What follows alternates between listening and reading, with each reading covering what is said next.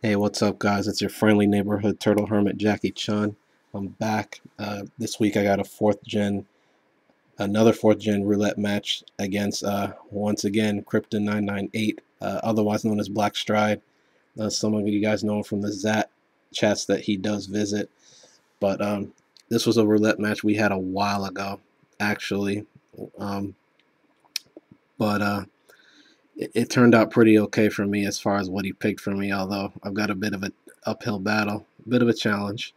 Got 3 fire types, but we're just going to go ahead and jump right into it. I'm leading off with Charizard, and I picked a Claydol for him, so he's already got a pretty good lead. So I'm going to go straight for the Fire Blast just to gauge how much damage I can do to this thing, because I know he's going to want to set up Stealth Rock, especially seeing Charizard in the lead spot already. So he does go for the Stealth Rock. Luckily I get the burn, because with Leftovers Recovery normally Fire Blast would be a 3-hit KO, but because of the burn it is a 2-hit KO.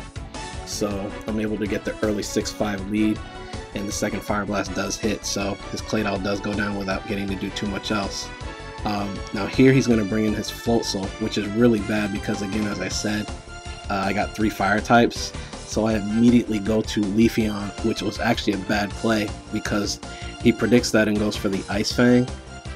But what I should have done was stay in with Charizard because I don't have a Whispaster or a Rapid Spinner, so I should have just went for the attack. Even if Charizard went down, it would have gave Leafeon a free switch in. But that's not what I do, so he made an excellent play. So I go immediately to Arcanine to get the Intimidate drop. So Leafeon doesn't get 2-hit KO'd. I stayed in here thinking I could take a Waterfall, and I was trying to set up an Agility actually, but I believe that's what I was doing anyway. But Waterfall does take me out, unfortunately, so I'm going to bring Snorlax in at this point and force him out. He's going to go into his Venusaur. I'm going to go right for the Body Slam, and I'm actually a Rest Talking set, so Venusaur's not scaring me too bad, and judging from the damage I did with Body Slam, it looks like he's a bit more specially defensive. So I'm going to stay in just to see what kind of Venusaur set he's running. He goes for the Sleep Powder first turn. Not a big deal, but I just did go for the Body Slam again just in case it was something else. So actually no, I went for I'm actually carrying Fire Blast on this thing, so I switch out, go to back to Charizard, who's going to take ridiculous damage from Stealth Rock. So I'm pretty much going to have to stay in at this point. He goes for the Sludge Bomb, and I thought this was going to take me out, but surprisingly I do live. Then again, it is defensive, so I didn't expect him to have any offensive EVs invested. So he goes to Infernape here, and I went for the Air Slash expecting Floatzel to come back in, so that worked out perfect for me, and I'm able to take his Infernape out in one shot. He was probably expecting the Fire Blast again, but now he's going to bring Floatzel in on the free switch in.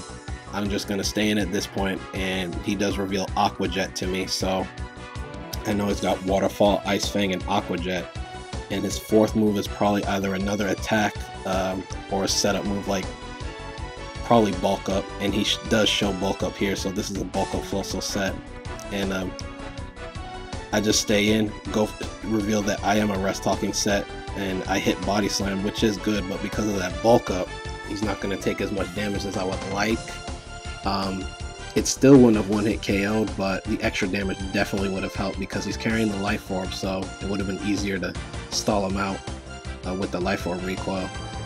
So he goes straight for the Waterfall. That's going to be a clean 2-hit KO, and of course I wake up on the turn where I Sleep Talk, and I don't get to do anything, so now I'm going to have to switch out, go back to Leafeon. I have some bulk invested in this Leafeon, but with Floatzel being at +1, I guess it's not going to be enough to take a Waterfall because Leafeon is going to go down.